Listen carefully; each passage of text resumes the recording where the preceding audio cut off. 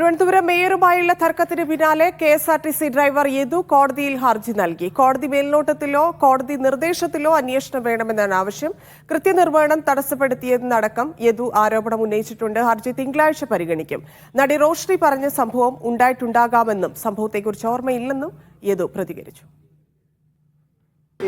ഈ സംഭവ ഇഷ്യൂ നടന്ന 1 തൊട്ട് 5 പ്രതികളുടെ പേരിൽ കേസെടുക്കണമെന്നും പറഞ്ഞിട്ട് ഇങ്ങനെ എൻ്റെ കൃത്യനിർവഹണം ജോലി തടസ്സപ്പെടുത്തി എന്നെ അനാവശ്യം പറഞ്ഞു, ഇങ്ങനെയുള്ള കാര്യങ്ങൾക്ക് എല്ലാത്തിനും എല്ലാം കൂടെ കൂട്ടി എന്നെ പരാതി കൊടുത്തു. അവർ പറയുന്നത് ശരിയായിരിക്കും. അത് അപ്പോൾ പല വഴി കൂടെയും പരാതി വരുമ്പോഴത്തേക്കും അവർ പറയുന്നത് ശരിയാണ്. വഴിക്കടവ് ബസ് അവർ പറയുന്നുണ്ട്, ചേട്ടാ അത് പറയാത്തതാണ്. അവർ പറയുന്നുണ്ട് ആദ്യം ഞാൻ വ്യക്തമായിട്ട് അവരുടെ അടുത്ത് സംസാരിച്ചതാണ്.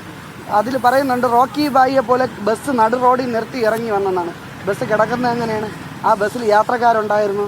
ആ ബസ് ഒതുക്കിയിട്ടൊക്കെയാണ്. എന്തെങ്കിലും കംപ്ലൈൻ്റ് ആയിട്ട് ആ ബസ് ഒതുക്കിയിട്ടേക്കുന്ന ബസ്സിനാണ് വന്നിട്ട് വന്ന് റോക്കി ബായി പോലെ. എങ്കിൽ യാത്രക്കാർ അക്ഷമരായിട്ടിരിക്കണമെങ്കിൽ യാത്രക്കാരൊക്കെ പുറത്ത് കാണും, തലകളെ വെളിയിൽ കാണും, അതിൻ്റെ അകത്തൊരു യാത്രക്കാരെയും കാണും. വിവരങ്ങളുമായി ആഷിഖ് ചേരുന്നു. ആഷിഖ്, എന്താണ് കെ.എസ്.ആർ.ടി.സി ഡ്രൈവർ കോടതിയിൽ നൽകിയിരിക്കുന്ന ഹർജിയിൽ പറയുന്നത്? മറ്റൊന്ന്, നടി റോഷ്നിയുമായി ബന്ധപ്പെട്ട ആരോപണത്തിൽ എന്താണ് പ്രതികരണം? തന്നെ ഇന്ന് രാവിലെയായിരുന്നു തിരുവനന്തപുരം CJM കോടതിയിൽ, വഞ്ചിയൂർ കോടതിയിൽ കെ.എസ്.ആർ.ടി.സി ഡ്രൈവർ യദു ഹർജി സമർപ്പിക്കുന്നത്. കൃത്യനിർവഹണം തടസ്സപ്പെടുത്തിയെന്ന് കാട്ടിക്കൊണ്ടാണ് ഹർജി സമർപ്പിച്ചിട്ടുള്ളത്. കോടതിയുടെ മേൽനോട്ടത്തിൽ ഈ സംഭവത്തിൽ അന്വേഷണം വേണം, അല്ലെങ്കിൽ കോടതിയുടെ നിർദ്ദേശത്തിൽ അന്വേഷണം വേണമെന്ന ആവശ്യം ഉന്നയിച്ചുകൊണ്ടാണ് യദു കോടതിയെ സമീപിച്ചിരിക്കുന്നത്.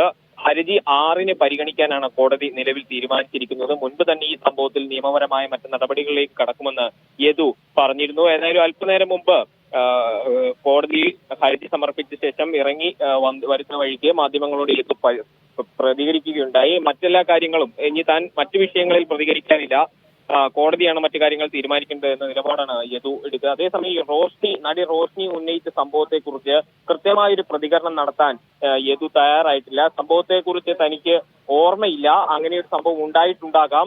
ഈ സംഭവം ഉണ്ടായെന്ന് പറയുന്ന വഴിക്കടവ് റൂട്ടിൽ താൻ വാഹനം ഓടിച്ചിട്ടുണ്ട്, പല റൂട്ടുകളിലും വാഹനം ഓടിക്കാറുണ്ട്. എന്നാൽ ഈ സംഭവം നടന്ന ദിവസം താനാണ് ആ റൂട്ടിൽ വാഹനം ഓടിച്ചത് എന്നതടക്കമുള്ള വിഷയങ്ങൾ